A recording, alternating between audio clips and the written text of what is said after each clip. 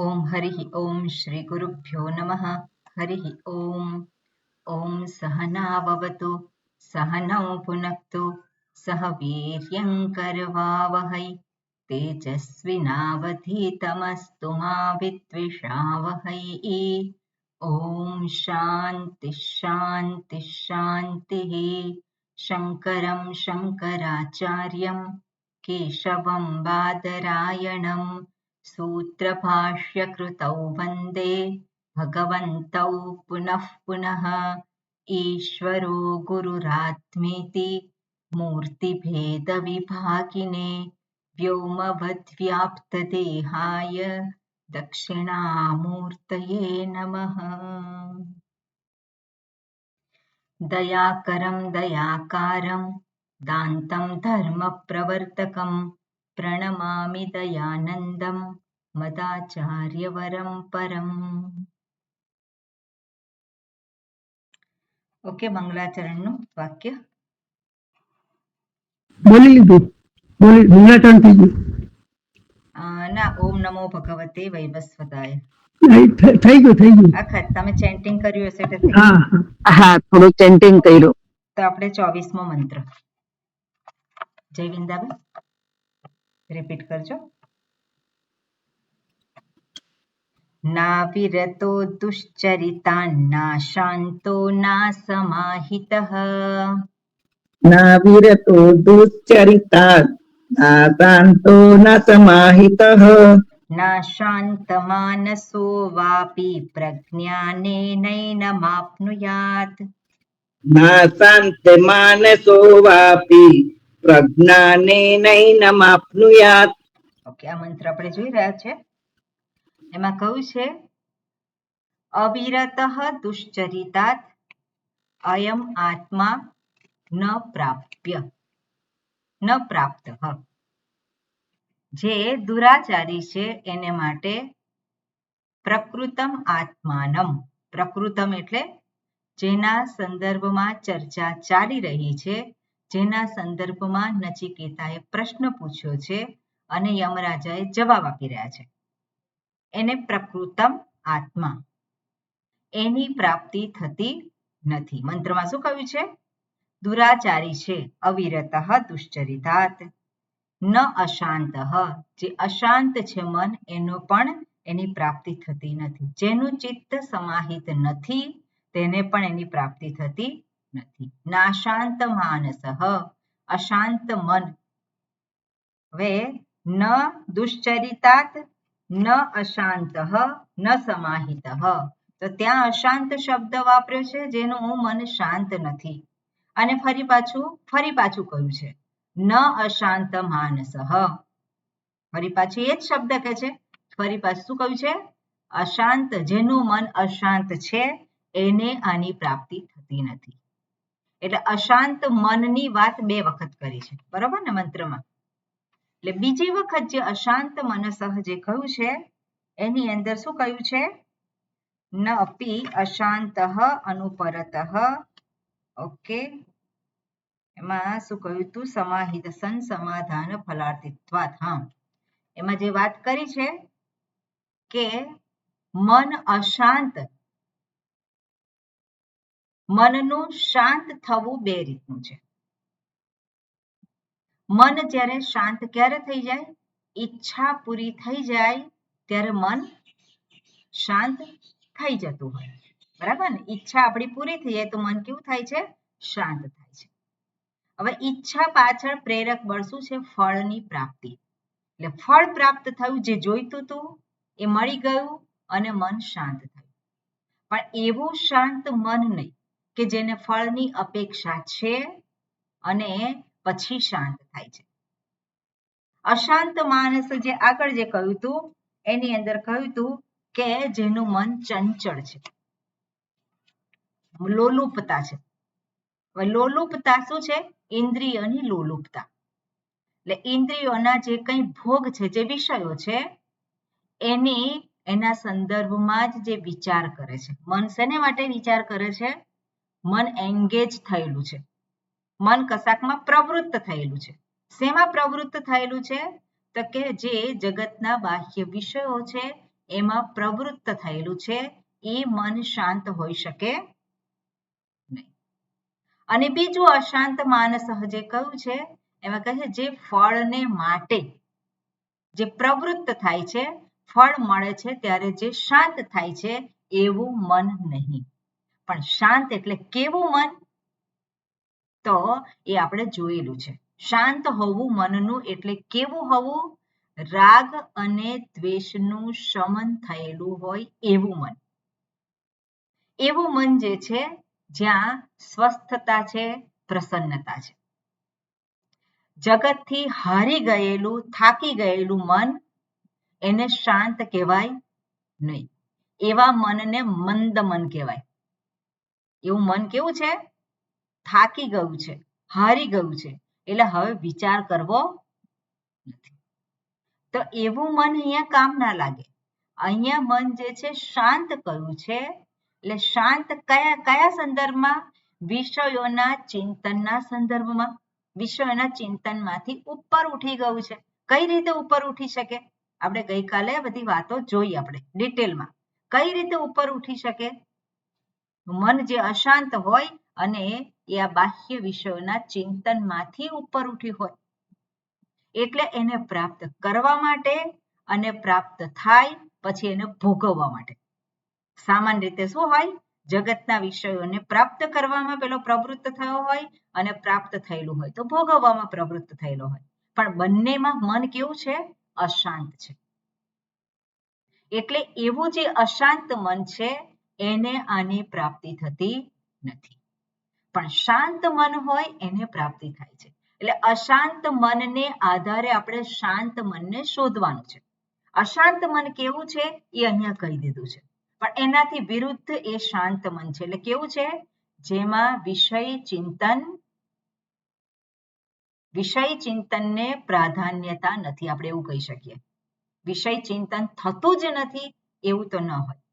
પણ વિષય ચિંતન મહત્વનું નથી. એની પ્રાપ્તિ અને એનું ભોગવવાનું એ મહત્વનું નથી. પણ જે કંઈ ચિંતન કરે છે એ ચિંતનની પાછળ પોતાના જ રાગ અને દ્વેષ, ગમા અને અણગમા એ ઓછા થાય એ રીતનું એનું ચિંતન છે. અને એ ચિંતન કઈ રીતે થઈ શકે? તો આપણે જોયું છે કર્મયોગ. જ્યાં પણ આપણે રાગ અને દ્વેષનું શમનની વાત આવે એટલે સીધું એને કર્મયોગ સાથે જોડવાનું. રાગ દ્વેષનું શમન એને કર્મ થકી જ રાગ દ્વેષનું શમન થાય. અને કર્મ થકી નહીં, કર્મયોગ થકી. અને કોઈ પણ પ્રકારનું કર્મ જે છે એ કોઈ પણ પ્રકારનું હોઈ શકે. કોઈ પણ પ્રકારનું એટલે શું? આપણે જે આપણા નિત્ય કર્મ કરતા હોઈએ, આપણે માટે જે કર્તવ્ય કર્મ કરતા હોઈએ, આપણે માટે જે બીજા જે કર્મો જે છે, જેવી રીતે આપણે કહીએ કે પૂજા હોય, અર્ચના હોય, દેવદર્શન હોય, તો આ બધા જ કર્મો કેવા છે? એ આપણે કર્મ અંતર્ગત છે. તો એ બધા જ પ્રકારના જે કર્મ જે છે એ કર્મ યોગ થઈ ગયા હોય. અને કર્મયોગ એટલે શું છે? એક સમજણ છે. કર્મયોગ એટલે એમાં આપણે કર્મ કરીએ એટલે કર્મયોગ નથી. કોઈ ચોક્કસ ભાવના મનમાં ભાવ રાખીએ, ભગવાનનું નામ લેતા લેતા કર્મ કરીએ એટલે કર્મયોગ, એવું નથી. કર્મયોગ એટલે એક ચોક્કસ સમજણ છે, સમજદારી છે. અને એ સમજદારીમાંથી ઊભો થયેલો અભિગમ છે કર્મ પ્રત્યે. Everything is given to me. કર્મયોગમાં અનિવાર્ય જે પરિબળ છે આપણા મનમાં, આપણે જ્યારે કર્મ કરતા હોય ત્યારે, એ કયું પરિબળ છે? આ સમજદારી મારી બની રહે. કર્મ કરતા પહેલા, કર્મ કરતી વખતે, કર્મ કર્યા પછી પણ. શું? એવરીથિંગ ઇઝ ગિવન ટુ મી. બધું જ મને આપવામાં આવેલું છે. અને વિચાર કરીને આપણે શોધી નાખવાનું, વારંવાર વિચાર કરવાનો. મારું શું છે અને મને મળેલું શું છે? મારું શું છે અને મને જે મળ્યું છે એ શું છે? તો વિચાર કરતા આપણે શોધી શકીએ કે મારું શું છે? મારું શું છે? કાંઈ છે જ નહીં.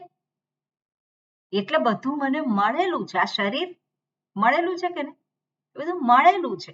અને કોના તરફથી મળ્યું છે? એના તરફથી મળ્યું છે. તરત આપણું મન શું છે? એની સાથે કનેક્ટ થાય. અને પછી આપણે નિમિત્ત માત્ર છીએ. આપણે કોણ છીએ? માત્ર નિમિત્ત છીએ. અને તો જ આપણું કર્મ એ કર્મ યોગ થાય. અને ત્યાં ગમા અણગમા વચ્ચે આવે નહીં. ગમા અણગમાને સ્થાન નથી. અને એ રીતે આપણે કર્મ કરીએ ત્યારે આપણે આપણા જ ગમા અણગમાનું શું કરીએ છીએ? આપણે શમન કરીએ છીએ. ધીરે ધીરે એની પ્રબળતાને ઓછી કરીએ છીએ. અને એ પછી એવા સ્ટેજ ઉપર આવી જાય કે જે મને મારા મનનો કબજો ના લઈ લે. એનું પરિણામ શું હોય? આગ્રહ જતા રહે. આમ તો થવું જ જોઈએ, આમ તો કરવું જ જોઈએ, એણે આમ કરવું જોઈએ, મેં કેમ ના કર્યું? જ્યારે આપણે કહીએ કોકને એણે તો આમ કરવું જ જોઈએ, ત્યારે ફરી પાછું પોતાના સંદર્ભમાં એવું થાય, મેં કેમ ના કર્યું? મારથી ભૂલ કેમ થઈ? એ આવી જ જાય. કારણ કે બીજા માટે આગ્રહ હોય તો પોતાને માટે પણ આગ્રહ તો હોય જ છે. અને જેટલા આગ્રહો વધારે દ્રઢ એટલું મન અશાંત, એટલું મન વિક્ષિપ્ત. એટલે જ્યારે પણ એટલે કર્મ યોગ જે છે એક સાધન છે. અને એ સાધનનો ઉપયોગ કરી અને આપણે આપણા મનને શાંત કરવાનું છે. રાગ દ્વેષના સકંજામાંથી મુક્ત કરવાનું છે. રાગ દ્વેષથી સંપૂર્ણ રીતે એ મુક્ત ન થઈ શકે, પણ રાગ દ્વેષ મારી ઉપર સવાર થઈ જાય તો મારું મન કે એ પ્રમાણે જ હું કરું. એવી સ્થિતિ જે છે કેવી છે? મનની અશાંત સ્થિતિ છે. અને એવું મન જે છે અહીંયા કહ્યું છે ન અશાંત માનસ. કેવી રીતે પ્રાપ્ત થાય છે? તો એને માટે કહ્યું છે પ્રજ્ઞાનેન એનમ આપનુયાત. આ આત્મા જેની પ્રાપ્તિ માટે તું નચિકેતા પ્રવૃત્ત થયો છે, એની પ્રાપ્તિ કઈ રીતે થશે? શાંત મનથી, પ્રજ્ઞાનેન, વિજ્ઞાનેન. અને શું અર્થ કર્યો છે? બ્રહ્મ વિજ્ઞાનેન. અને બ્રહ્મ વિજ્ઞાનેન, તો બ્રહ્મ શબ્દનો અર્થ શું કર્યો છે આપણે? પરિપૂર્ણ. પરિપૂર્ણ જે છે એ. એટલે પરિપૂર્ણ વિજ્ઞાનેન. જે પરિપૂર્ણ, કેટલા હોય પરિપૂર્ણ? એક જ. પરિપૂર્ણ એક જ હોય. અને એ એક જે પરિપૂર્ણ છે એના જ્ઞાન થકી, એને જાણીને, એને આત્મસાત કરીને આ આત્માની પ્રાપ્તિ થાય છે. આ આત્માની પ્રાપ્તિ થાય છે એટલે કયા આત્માની પ્રાપ્તિ થાય છે? હુંની. તો હું પ્રાપ્ત નથી? હું પ્રાપ્ત છું કે નહીં? હું પ્રાપ્ત છું. પણ હું કોણ છું નથી ખબર. હું પ્રાપ્ત છું. અને પણ હું કોણ છું? તો હું આ શરીરને માની લઈએ છીએ, ઇન્દ્રિયોને માની લઈએ છીએ, બુદ્ધિને માની લઈએ છીએ. તો એ હું સાચો નથી. પણ એટલે એનમ આત્માનમ પ્રાપ્યતે. તે કયો આત્મા જે છે? સ્વરૂપ. એટલે આ રીતે અહીંયા એ વાત કરી છે. એટલે હવે આજે બીજી જે લાઈન છે એમાં ફરી પાછું એ જ વસ્તુ કે છે કે આને પ્રાપ્ત ન થાય, પણ ફરી પાછું આને પ્રાપ્ત થાય. તો કોને પ્રાપ્ત થાય છે? તો કે યહતુ દુશ્ચરિતાદ વિરતઃ. જે દુરાચારથી કેવો છે? વિરત. વિરત એટલે ઉપર ઉઠેલો છે. એમાં વિરત શબ્દ જે છે કેવી રીતે બન્યો છે? વિરત. કેવી રીતે બન્યો છે વિરત શબ્દ? ઉપસર્ગ છે. ઉપસર્ગ વી છે. પછી પ્રતિ પ્રત્યય છે. બરોબર છે. ધાતુ કઈ છે? રમ ધાતુ. રમ ધાતુ.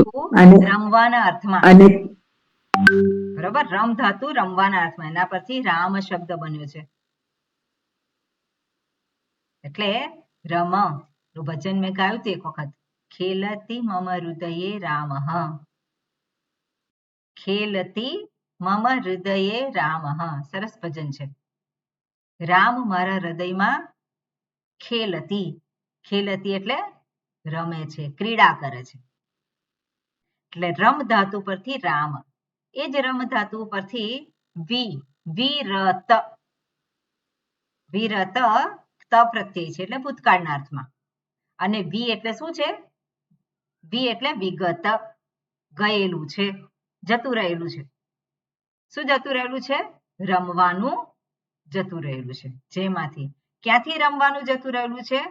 દુશ્ચરિતાત. દુરાચરણમાં જે રમતો હોય એમાંથી એ જતું રહ્યું છે. દુરાચરણમાંથી મુક્ત થયેલો છે, એને કહેવાય વિરતઃ. ઇન્દ્રિય લૌલ્યાત ચ. તો ઇન્દ્રિય લૌલ્યાત વિરતઃ. ફરી પાછું વિરતઃ શબ્દ ત્યાં પણ ઉમેરવાનો. ચકાર છે ને એટલે એનાથી પણ એ કેવો છે? એનાથી પણ ઉપર ઉઠેલો છે. એ પણ એના જીવનમાં નથી. એટલે ઇન્દ્રિયોને મહત્વ આપતો નથી. એનું ધ્યાન ક્યાં છે? એનું ધ્યાન પોતાના સ્વરૂપને ઓળખવામાં છે.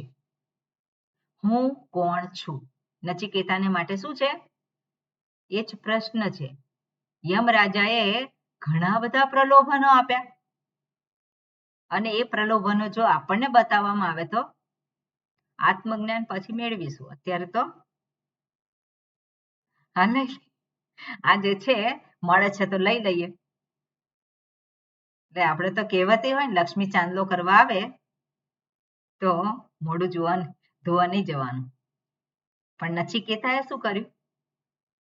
નચિકેતાને ઘણું બધું ઓફર કર્યું, પણ કે છે આ મારા કામનું નથી. એ ભલે તમારી પાસે રહ્યું, તમને શોભે, આ બધું તમને શોભે, પણ મને આ બધાનું કોઈ કામ નથી દેખાતું. કેમ નથી દેખાતું કામ?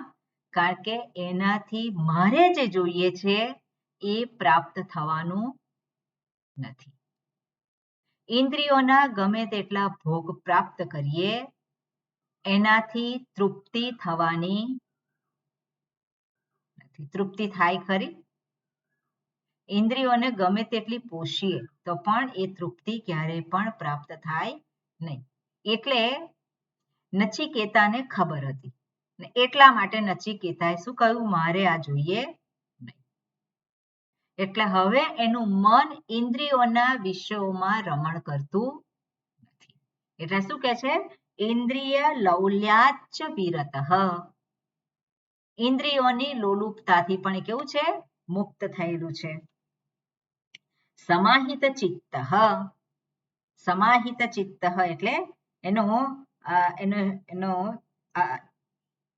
અર્થ શું આપ્યો છે? સમાધાન ફલાદ અપી ઉપશાંત માનસઃ.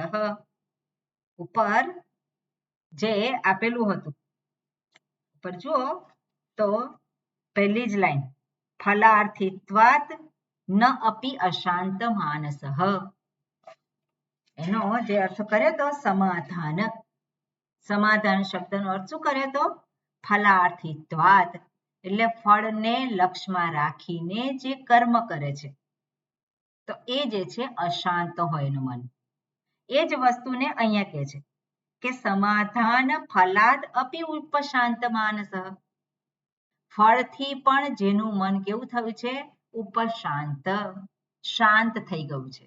એટલે ફળ પણ એને માટે મહત્વનું નથી રહ્યું. એટલે ઇન્દ્રિયોની લોલુપતા નથી કે નથી ફળની લોલુપતા.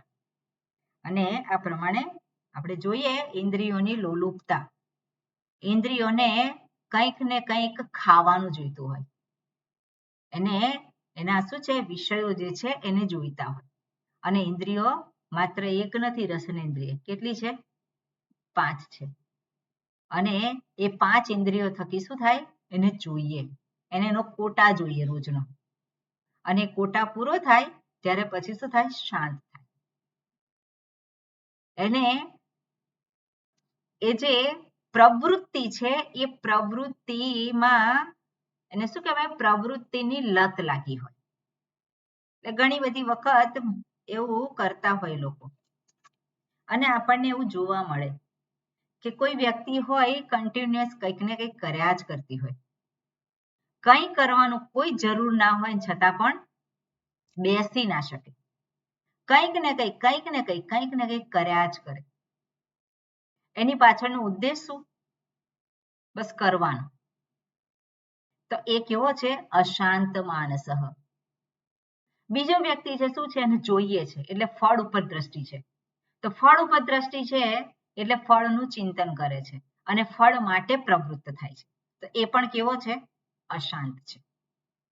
બંને રીતે પેલો અશાંત હોય અને એમાંથી જે ઉપર ઉઠેલો છે એને કહેવાય છે સમાધાન ફલાદ અપી ઉપશાંત માનસ ચ. અને વળી બરોબર, ઉપશાંત માનસ ચ અને વળી અને કોને પ્રાપ્ત થાય છે એ હવે દર્શાવે છે. તો કે આચાર્યવાન પ્રજ્ઞાનેન યથોક્તમ આત્માનમ પ્રાપ્નોતિ ઇત્યર્થઃ. ઉપર પણ આ વાક્યમાં આવેલું છે. ઉપર પણ જુઓ બીજી લાઈનમાં, પ્રજ્ઞાનેન બ્રહ્મ વિજ્ઞાનેન એનમ પ્રકૃતમ આત્માનમ આપનુયાત. એ જ વાત અહીંયા કરી છે પણ અહીંયા એક શબ્દ વધારે મૂક્યો છે. કયો શબ્દ વધારે મૂક્યો છે? તો અહીંયા કહ્યું છે આચાર્યવાન પ્રજ્ઞાનેન. આચાર્યવાન, ત્યાં પ્રજ્ઞાનેન એટલું જ કહ્યું હતું. તો પ્રજ્ઞાનેન એટલે વિજ્ઞાનીન, પરિપૂર્ણ આત્માનું જ્ઞાન. અને પરિપૂર્ણ આત્માનું જ્ઞાન કોણ આપે છે? તો કે શાસ્ત્ર કહે છે. શાસ્ત્ર મારા જ પોતાના પરિપૂર્ણ સ્વરૂપનું ભાન મને કરાવે છે. પણ શાસ્ત્રને સમજવા માટે, શાસ્ત્ર જે કહે છે એનું અનુસંધાન કરવા માટે કોઈકની આવશ્યકતા છે જે શાસ્ત્રને વિધિવત જાણે છે.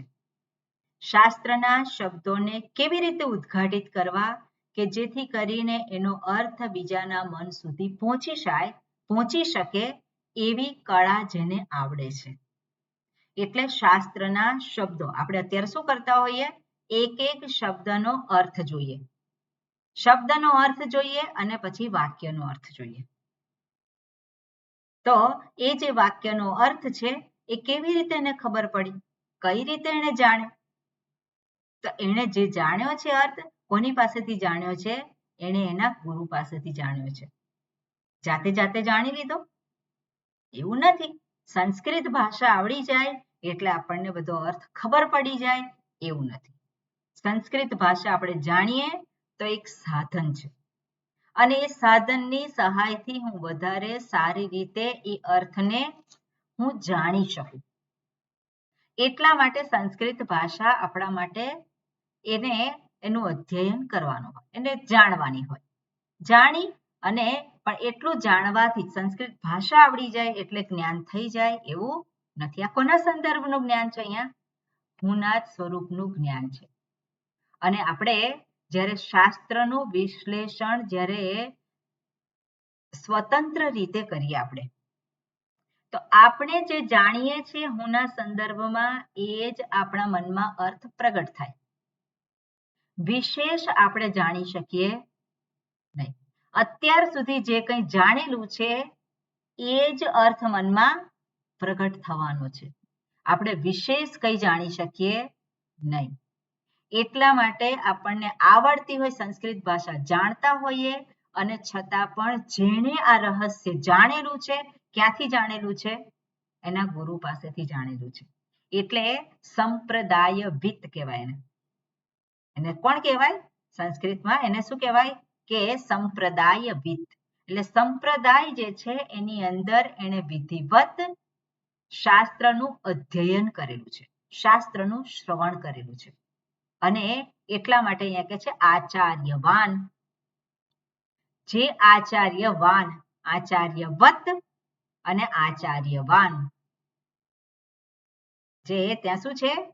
આચાર્યવત, ત્યાં મતુપ પ્રત્યય છે. મતુપ એટલે જેની પાસે છે. અને મતુપની જગ્યાએ વતુપ થતું હોય એટલે વત, મતની જગ્યાએ વત થતું હોય અમુક વાર. દાખલા તરીકે ધનવત, ધનવત અને પ્રથમા વિભક્તિ એકવચન શું થાય? ધનવાન. ધનવાન. ધનવાન. ધનવાન. રીતે બુદ્ધિમત છે. બુદ્ધિમાન બુદ્ધિમાન બુદ્ધિમાન એટલે કોણ? જેની પાસે બુદ્ધિ છે. છે. છે. કોની પાસે બુદ્ધિ છે?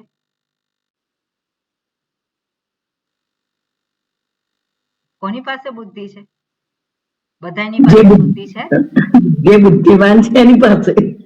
હા, પણ બુદ્ધિમાન એટલે બુદ્ધિ તો બધાની પાસે છે ને. હવે પેલો ધનવાન કહીએ તો ધનવાન તો બધા પેલો ધન જેની પાસે છે ને ધનવાન કહેવાય કે નહીં? ધન જેની પાસે જે ધન નથી અને આપણે શું કહીએ છીએ? નિર્ધન કહીએ છીએ. પણ જેની પાસે ધન હોય એને ધનવાન કહીએ.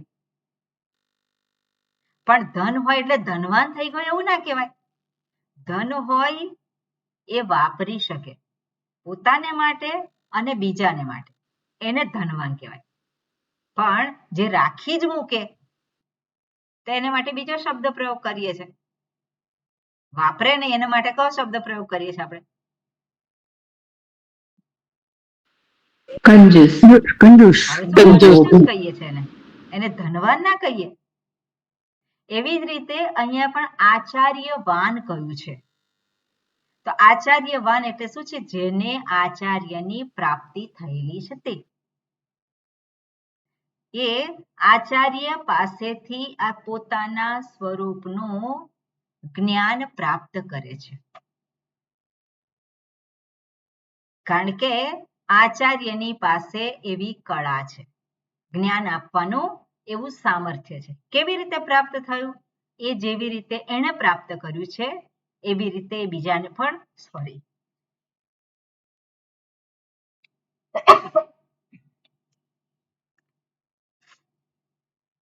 જેવી રીતે એણે પ્રાપ્ત કર્યું છે એવી જ રીતે એ બીજાને પણ એ પ્રદાન કરી શકવાને સમર્થ છે.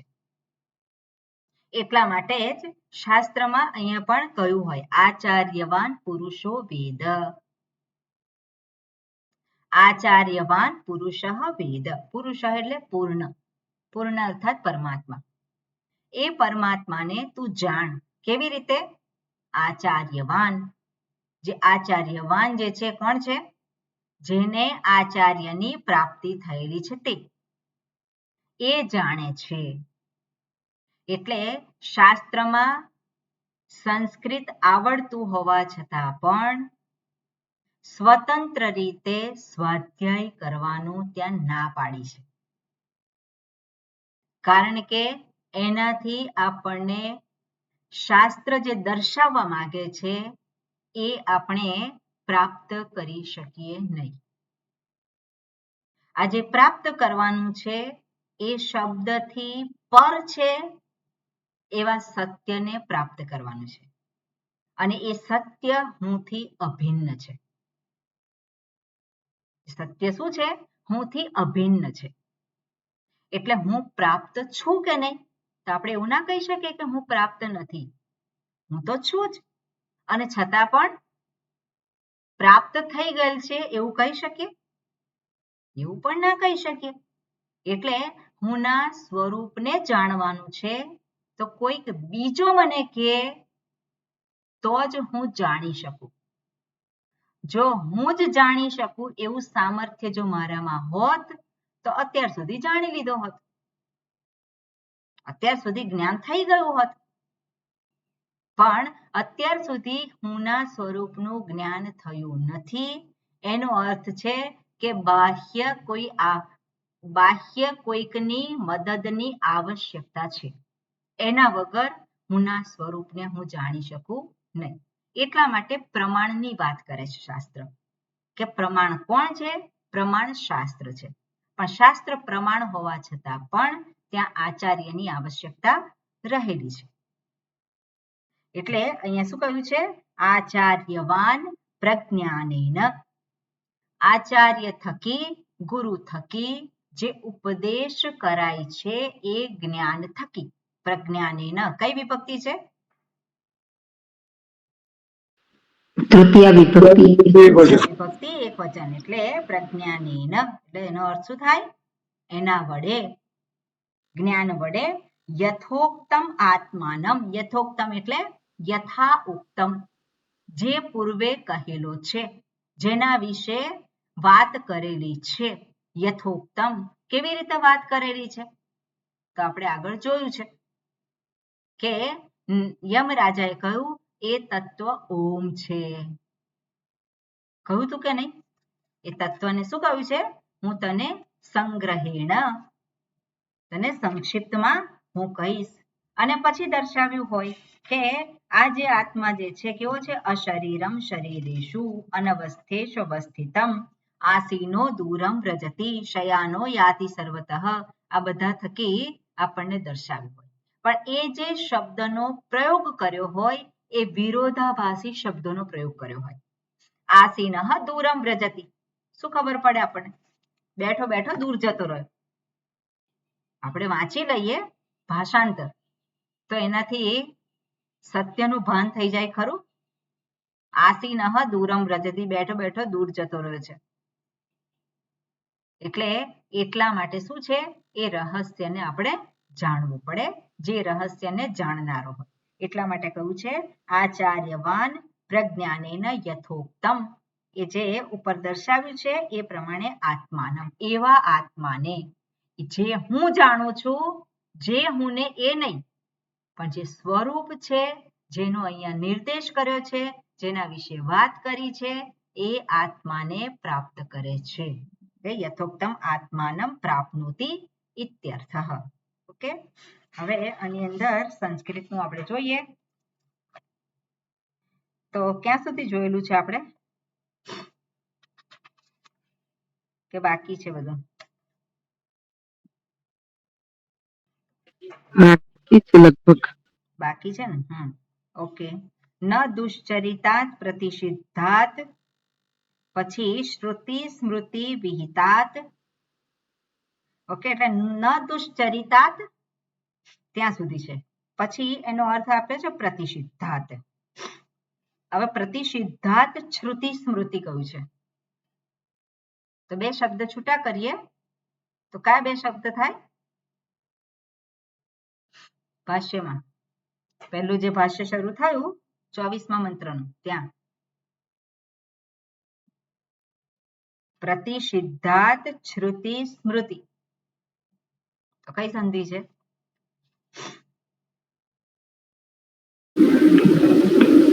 સંધિ થાય.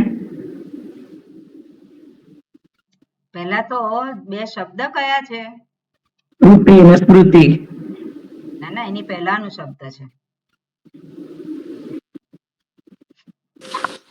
દુશ્ચરિતાત પ્રતિષિદ્ધાત શ્રુતિ. દુશ્ચરિતાત પ્રતિષિદ્ધાત, બરાબર. દાત તકાર છે પણ તકારના સ્થાને અહીંયા શું છે? દકાર છે. પ્રતિષિદ્ધાત ચકાર છે ને ત્યાં. પ્રતિષિદ્ધાત પછી શું છે? શ્રુતિ. શ્રુતિ. શ્રુતિ શોધી કાઢજો, બરોબર. નેક્સ્ટ ટાઈમ જે છે વ્યંજન સંધિ આપણે જોયેલી છે એટલે આ શોધી કાઢજો શું લખે, કઈ સંધિ આવશે, બરોબર. છોટી. હા, સસ છોટી. અને બીજું કયું આવશે સૂત્ર?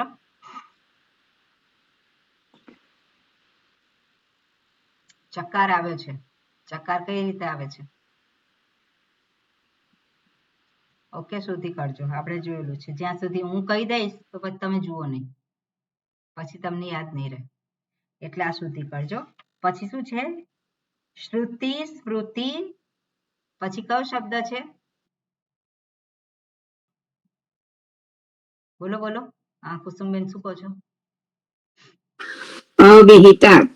અવિહિતાત કઈ સંધિ થઈ છે ત્યાં? યણ સંધિ. યણ સંધિ, વેરી ગુડ. શ્રુતિ સ્મૃતિ અવિહિતાત પાપ કર્મણો વિરતઃ.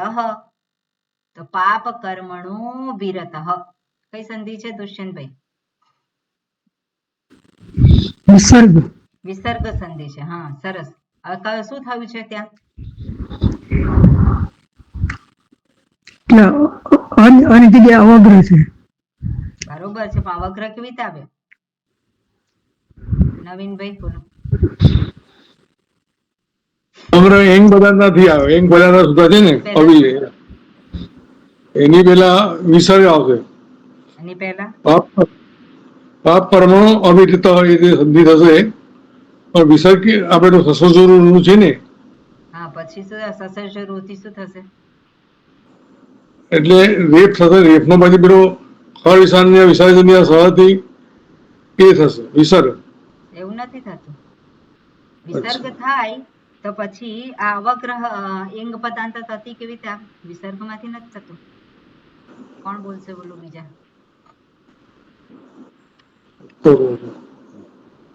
રેફ નો ઉકાર થશે ને ઉકાર નો ઓકાર થશે. રેફનો ઉકાર થી રેફ થશે, થશે. ઉકારનો એકાર થશે. હા ને બરોબર. અને પછી અને પછી એંગ છે એંગ પદાંત શું થશે. થશે? પાછળ અ છે એટલે અવગ્રહ થશે. હમ. નવીનભાઈ બરોબર? દુષ્યંતભાઈ, નવીનભાઈ બરોબર બરોબર. બરોબર. ઓકે. એટલે એનો રેફનો શું થાય છે? ઉકાર થાય છે, ઉકાર. ઉ થાય છે. ઉકાર કયા સૂત્રથી ઉ થાય છે? અતરો રૂપુતાદ. અતોરો અપ્લુતાદ અપ્લુતે એનાથી શું યહ અસી યકાર હસી થાય છે. હસી વિરત છે એટલે ઉકાર તો હસી છે. એટલે અચિત યકાર થાય છે ત્યાં તો. અશ હોય તો યકાર થાય છે. બીજું કયું સૂત્ર છે?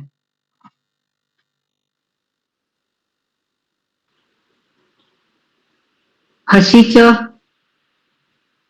ભો ભગો અઘો અપૂર્વસ્ય એનાથી શું ભો થાય છે? ભગો એનાથી યકાર થાય છે. એનાથી યકાર થાય છે તો ભો બરોબર છે. બીજું ભગોથી સૂત્ર બરોબર છે. હસી ચ આવશે. હસી ચ હર્ષ નથી ને આમાં તો. અતોરો એટલે રૂપલોતાદ અતોરો અવિરત રૂપલાત આવે તો અતોરો રૂપલોતાદ એ જ આવે. આવશે. અતોરો રપલુતાદ. Okay okay. પછી અવિરત અને પછી અનુપરતો ન અપી. હવે બોલો નવીનભાઈ. અનુપરતો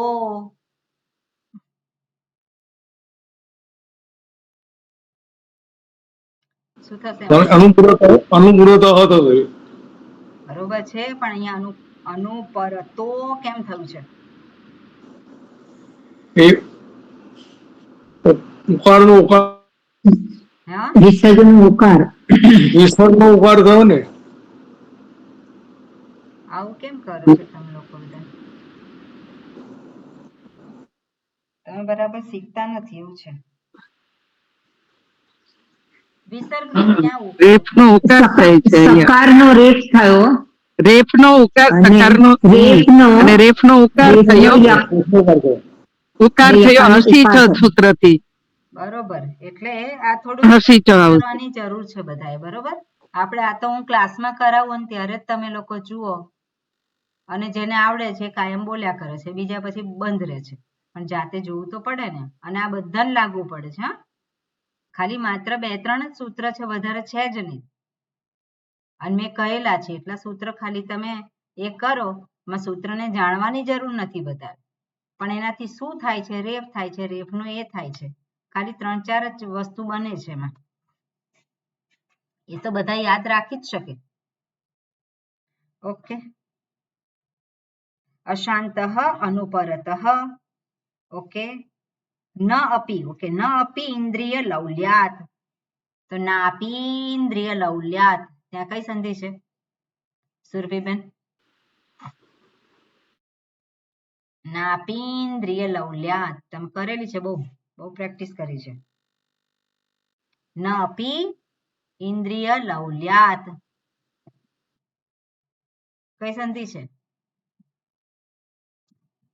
બોલો બોલો, જે મનમાં આવે બોલો, પછી સુધરે. ઓકે જયવિંદાબેન. દીર્ઘ સંધિ. અરે દીર્ઘ દીર્ઘ સંધિ. સંધિ નથી ત્યાં? હા, દીર્ઘ સંધિ બરાબર. બે તો પછી નાપી ઇન્દ્રિય લૌલ્યાત અશાંતો અનુપરતો. અશાંતો અનુપરતો તો ત્યાં કઈ સંધિ છે? બોલાશે નવીનભાઈ?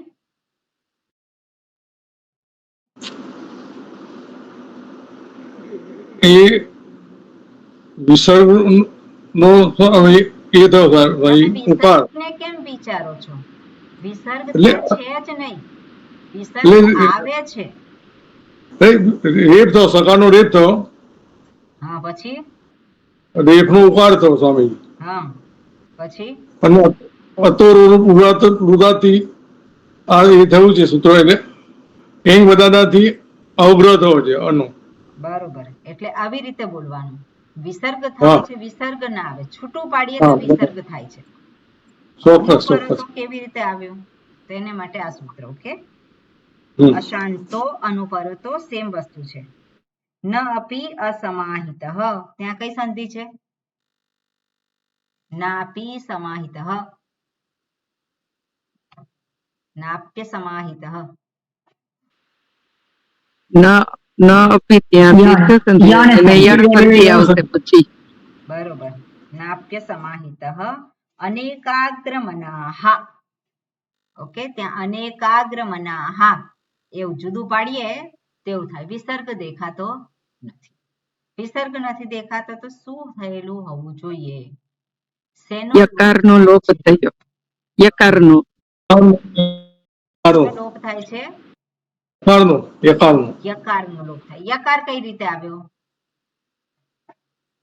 ભો ભગોથી. ભો ભૂપતિ ભગો ભૂપતિ. અભો અપૂર્વસ્ય, એનાથી યકાર આવ્યો અને યકારનો લોપ થયો. બરોબર.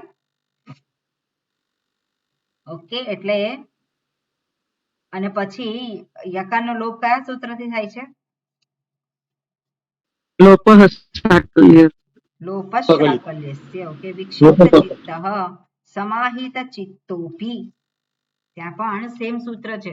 બરોબર, સમાહિત ચિત્તોપી સંસમાધાન ફલાર્થિત્વાત ન અપી અશાંત માનસઃ. આપણે ગઈકાલે જોયું હતું આ ફલાર્થિત્વાત અને નાપી યરોનું નાસિકે અનુનાસિકો વા સૂત્ર. વ્યાપૃત ચિત્તઃ પ્રજ્ઞાનેન બ્રહ્મ વિજ્ઞાનેન. અહીંયા કઈ સંધિ છે? વિજ્ઞાનેનૈનમ. વૃદ્ધિ રેચી. વૃદ્ધિ સંધિ છે. બરોબર, વૃદ્ધિ સંધિ. પ્રજ્ઞાનેનૈનમ વિજ્ઞાનેન એનમ પ્રકૃતમ આત્માનમ આપનુયાત. ત્યાં કોઈ સંધિ છે નહીં. ઓકે, માત્ર શબ્દ જોડેલા છે. યસ્તુ, તો યસ્તુ કેવી રીતે થયું? ગઈકાલે જોયું તો આ તો આપણે. યહતુ. હા, પણ યસ્તુ કેવી રીતે થયું? સકારનો રેફ થયો, રેફ નો વિસર્ગ થયો અને વિસર્જનીય સ્થિતિ પાછો સકાર થયો. સકાર. સકાથ. આ બધા નિયમ છે ને, ખાલી ગોખી નાખવાના એકવાર. રોજ એનું પાઠ કરવાનું. બીજા પાઠ કરો છો ને તમે, એવી રીતે આનો પાઠ કરવાનો. કારણ કે વારંવાર એકના એકનું એક આવે છે તો આપણને આ સંધિ આવડી જાય. પછી સંસ્કૃત આપણને અઘરું ના લાગે. જુદું કરીએ આપણે તો આપણને માટે શું છે, ઘણો ફેર પડી જાય. ઓકે, યસ્તુ દુશ્ચરિતાદ વિરતઃ. વિરતઃ ઇન્દ્રિય લૌલ્યાચ. ત્યાં વિરતઃ છે. બરાબર, તો વિરતઃ એ કેવી રીતે થાય? દુશ્ચરિતાત વિરતઃ. ત્યાં વિસર્ગ નથી દેખાતો, વિસર્ગનો લોપ નથી થતો, યકારનો લોપ થયેલો છે. યકારનો લોપ થાય છે. જ્યાં પણ એવું થાય વિસર્ગ નથી દેખાતો તો ત્યાં યકારનો લોપ થયેલો છે. બરાબર, એટલે વિરતઃ ઇન્દ્રિય લૌલ્યાચ સમાહિત ચિત્તઃ સમાધાન ફલાદ અપી ઉપશાંત માનસશ્ચ. અપી ઉપશાંત માનસઃ, તો ત્યાં કઈ સંધિ છે દુષ્યંતભાઈ? યણ યણ સંધિ છે. ઉપશાંત માનસશ્ચ. માનસશ્ચ કયા બે શબ્દ છે જગદીશભાઈ? કયા બે શબ્દ છે? માનસશ્ચ. માનસ અને સશ્ચ. માનસ તો સ તો આવી ગયો, પછી સશ્ચ કેવી રીતે આવે? ખાલી ચ આવે. ખાલી ચ. માનસ. કયા બે શબ્દો છે? માનસ અને ચ. માનસ. વિસર્ગ માનસ. આવે. ઓકે, માનસ વિસર્ગ. અને ચ. અને માનસઃ ચ આચાર્યવાન. તો ચ અને આચાર્યવાન કઈ સંધિ થઈ છે?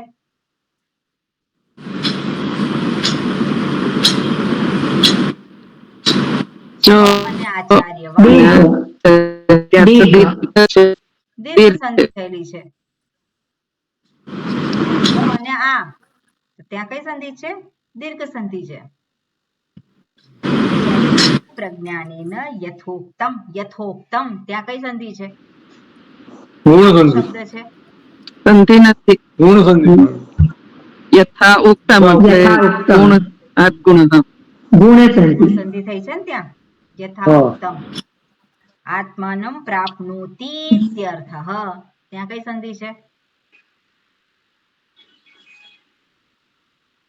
દીર્ઘ સંધિ છે. યણ. બરાબર. દીર્ઘ અને યણ. પ્રાપ્નોતિ ઇત્યર્થઃ. ઇત્યર્થમાં દીર્ઘ દીર્ઘ. ઇત્યર્થમાં સંધિ. દીર્ઘ. યણ સંધિ. ઇતિ અર્થ યણ સંધિ. ઇતિ અર્થ. યણ. બરોબર. ચાલો. યહ તુ એવં ભૂતઃ. આગળ જે કહ્યું છે યસ્ત્વનેવં ભૂતઃ, એને જુદું પાડીએ શું થાય? યહ તુ અનેવં ભૂતઃ. એવં ભૂત અનેવં ભૂતઃ. તો યહ તુ ત્યાં કઈ સંધિ છે? યહ તુ યસ્તુ છે, આપણે હમણાં જ તો જોયું. ત્યાં સકારનો રેફ થયો છે અને રેફનો સકારનો રેફ. બરોબર. સકારનો રેફ થયો છે. રેફનો શું થયો? વિસર્ગ થયો અને પછી વિસર્ગનો પાછો સકાર વિસર્ગનો થયો. સકાર. બરોબર. એટલે યસ્તુ પછી યસ્તુ પછી શું છે? અનેવં ભૂતઃ. તો તું અનેવ ભૂતઃ કઈ સંધિ થાય? યણ. યણ. યણ સંધિ થાય. બરોબર. ત્વનેવ ત્વ છે એટલે યણ સંધિ. અનેવં ભૂતમ. હવે અનેવં ભૂતઃ છે તો એવં ભૂતઃ અને આગળ નંજ એટલે શું છે? નિષેધાર્થે ન. એટલે અનેવં ભૂતઃ, જે આ પ્રકારનો નથી. યહ તુ અનેવં ભૂતઃ એટલે જે આ પ્રકારનો નથી, એના સંદર્ભમાં હવે આગળ વાત કરે છે. એટલે અહીંયા જે આગળ કહ્યું કે આચાર્યવાન પ્રજ્ઞાનેન યથોક્તમ આત્માનમ પ્રાપ્નોતિ. તો આ આત્માને જે પહેલા જે વાત કરી છે એને એ પ્રાપ્ત કરે છે. અને યહ તુ અનેવં ભૂતઃ એટલે જે આ પ્રકારનો નથી. કોણ નથી? તો જે સાધક આ પ્રકારનો નથી, અર્થાત જેને અધિકારીત્વ પ્રાપ્ત થયેલું છે. આગળ કોને બતાવ્યું? જે અનધિકાર છે એ. હવે જે અધિકારી છે એને આ પ્રાપ્ત થાય છે. હવે એને આ પ્રાપ્ત થાય છે, કેવી રીતે પ્રાપ્ત થાય છે? એને માટે આ અઘરું નથી. એટલે આ જે પ્રકૃત આત્મા છે એને પ્રાપ્ત કરવો એ સરળ છે, એ અઘરું નથી. પણ જે તૈયાર થયેલો છે એ સાધકને માટે, જે અધિકારીત્વ પ્રાપ્ત થયેલું છે એને માટે આ આત્માનું જ્ઞાન થવું, એનું વિજ્ઞાન થવું એ કોઈ મોટી વસ્તુ નથી. અને એનું અહીંયા દર્શાવે છે. એને આગળના મંત્રમાં શું કહે છે? ઓકે, કોણ બોલશે? સુરભીબેન, છે તમારી પાસે પુસ્તક? નથી પુસ્તક. ઓકે, જગદીશભાઈ તમે બોલજો. યસ્ય બ્રહ્મ ચ ક્ષત્રં ચ યસ્ય બ્રહ્મ ચ ક્ષત્રં ચ વે ભવત ઓદનઃ ઉભે ભવત ઓદનઃ મૃત્યુર્યસ્યોપસેચનમ મૃત્યુર્યસ્યોપસેચનમ ક ઇત્થા વેદ યત્ર સઃ क इत्था वेद यत्र सः એટલે આ આત્માને અધિકારી આવી રીતે જાણી શકે છે, એને માટે આ અઘરું નથી. એટલે કેવી રીતે જાણી શકે છે? તો એનો અહીંયા પ્રકાર દર્શાવે છે, અને એ જે દર્શાવ્યું છે અહીંયા એને એક રૂપક આપીને સમજાવ્યું છે આપણને, કે જેવી રીતે પેલો જમવા બેસે, તો જમવા બેસતો હોય તો એની થાળીમાં જે ભોજન હોય તો શું હોય? રોટલી. આપણે કહીએ દાળ ભાત શાક રોટલી, અને દાળ ભાત શાક રોટલીની ઉપર આપણે શું લેતા હોઈએ છીએ? બીજું શું એક્સ્ટ્રા લેતા હોઈએ? ચટણી, સલાડ, પાપડ, અથાણું. પાપડ લેતા હોય અથવા તો અથાણું લેતા હોય, બરાબર ને? એટલે જે એક્સ્ટ્રા કંઈક લેતા હોય, એટલે જે જમવાનું છે એને આધારે આપણે જે ખાતા હોઈએ છે એનું આપણે રૂપક આપ્યું છે. એટલે જે અધિકારી છે એને માટે તો આ જ્ઞાન પ્રાપ્ત કરવું કેવું છે? સરળ છે, થઈ જાય છે એને. એટલે એ જે આત્મા, જે પ્રકૃત આત્મા જે છે એને પામવો એ અધિકારીને માટે અઘરું નથી. કેમ? કારણ કે આ આત્માનું સ્વરૂપ જે છે, જે પોતે જ છે, જે આત્મા કેવો છે એ આત્માને માટે કંઈ પણ એને અડતું નથી. જે સ્વરૂપ છે એ કેવું છે? અસંગ છે. સ્વરૂપ એ કેવું છે? આત્મા જે કે છે એ કેવું છે? એને કોઈની સાથે સંગ નથી, અને અદ્વિતીય છે, બીજું કોઈ છે નહીં, કાંઈ નથી. એટલે જ્યારે સત્યનું જેને ભાન થાય તો એ સત્યનું ભાન એને કઈ રીતે થાય છે? આ આત્મા કેવો છે એ કઈ રીતે એને ગ્રહણ કરે છે એ અહીંયા દર્શાવે છે. એટલે યસ્ય એટલે જેને માટે, યસ્ય એટલે જે સાધકને માટે, યસ્ય જે સાધકને માટે આ આત્મા કેવો છે? યસ્ય બ્રહ્મચ ક્ષત્રંચ ઉભે ભવત ઓદનઃ. હવે ઓદનઃ એટલે શું છે? ઓદનઃ એને રાંધેલું અન્ન, એટલે આપણે ભાત કહીએ છીએ એને શું કહેવાય? ઓદનઃ, ભાત. એટલે બ્રહ્મચ ક્ષત્રંચ ઉભે ભવત ઓદનઃ. ઉભે ભવત, ઉભે એટલે કોણ? ઉભે એટલે કેટલા? બે. એટલે બે. એટલે બે, અને નિત્ય દ્વિવચનમાં હોય. એટલે આ બે એ ભાત છે. અને કોણ બે ભાત છે? યસ્ય બ્રહ્મચ ક્ષત્રંચ. બ્રાહ્મણ અને ક્ષત્રિય એના શું છે? ભાત છે. ભાત છે એટલે શું છે? એ ખાય છે. કોણ ખાય છે? આત્મા. બધું શેમાં સમાઈ જાય છે? આત્મામાં. એટલે યસ્ય બ્રહ્મચ ક્ષત્રંચ ઉભે ભવત ઓદનઃ મૃત્યુ યસ્ય ઉપસેચનમ. મૃત્યુ એના માટે ઉપસેચન છે. ઉપસેચન એટલે શું છે? ચટણી અથવા તો અથાણું. મૃત્યુ જેને માટે શું છે? ચટણી છે. અને ક ઇત્થા વેદ યત્ર સહ. કહ ઇત્થા એટલે કોણ? કહ એટલે કોણ? કોણ. ઇત્થા એટલે ઇત્થમ. આ રીતે આપણે જોયેલો છે આ શબ્દ, બરાબર? ઇત્થમ એટલે આ પ્રકારે. વેદ સહ, વેદ યત્ર સહ, વેદ એટલે જાણે છે. જ્યાં આ એટલે આ સહ એટલે તે આ પ્રકારે. કોણ એવો છે કે આ પ્રકારે જાણે છે? જ્યાં શું છે? આત્મા એ કેવો છે? બ્રાહ્મણ અને ક્ષત્રિય જેના ભાત છે, અને મૃત્યુ એનું ઉપસેચન ચટણી છે. અર્થાત આત્માને મૃત્યુ કાંઈ કરી શકે નહીં. આત્મા જે છે એને મૃત્યુનો કોઈ જગ્યાએ એને સ્પર્શ થઈ શકે નહીં. એટલે મારું મૃત્યુ છે ખરું? હું મરે ખરો? હું ક્યારે મરે? હું ક્યારે મરે? ક્યારે નહીં.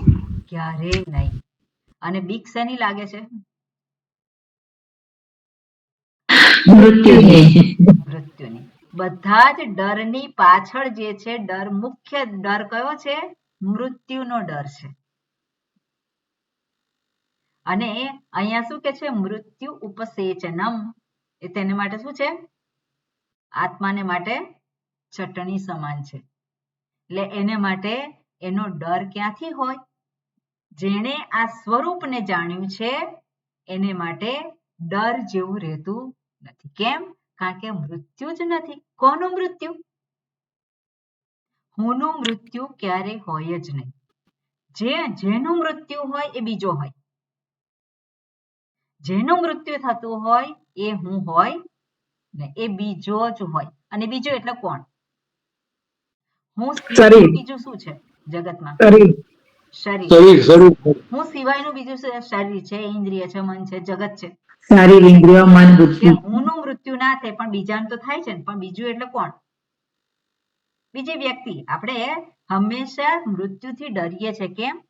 કારણ કે આપણે મૃત્યુને જોયું છે. બીજો મરે છે અને બીજો મરે છે, શું થાય છે? આ શરીર જતું રહ્યું. શરીરને હું માને છે અને એટલે આ શરીર જતું રહ્યું એટલે એનો ડર લાગે છે કે હું મરી જઈશ. પણ જે શરીર ગયું છે એ હું છે કે બીજું છે? એ તો બીજું છે. આપણે બીજાને મરતા જોઈએ છે પણ બીજોને મરતા જોયા એટલે શું છે? બીજું છે કે હું છું? એ તો બીજું છે. એટલે હુંનું મૃત્યુ ક્યારેય છે નહીં. એટલે આત્મા અસ્તિ એવ. નચિકેતાએ જે પ્રશ્ન પૂછ્યો તો કે મૃત્યુ પછી આત્માનું શું થાય છે? આત્મા રહે છે કે નહીં?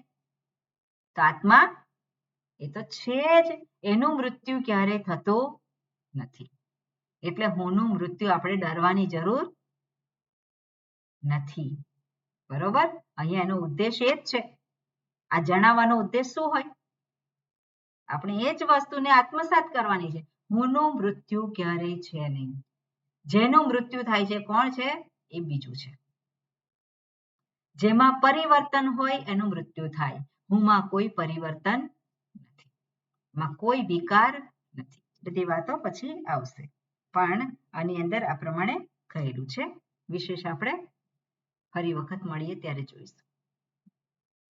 ઓમ પૂર્ણમદઃ પૂર્ણમિદં પૂર્ણાત પૂર્ણમુદચ્યતે પૂર્ણસ્ય પૂર્ણમાદાય પૂર્ણમેવાવશિષ્યતે. ઓમ શાંતિ શાંતિ શાંતિ. હરિ ઓમ શ્રી ગુરુભ્યો નમઃ. હરિ ઓમ. હરિ ઓમ. હરિ ઓમ.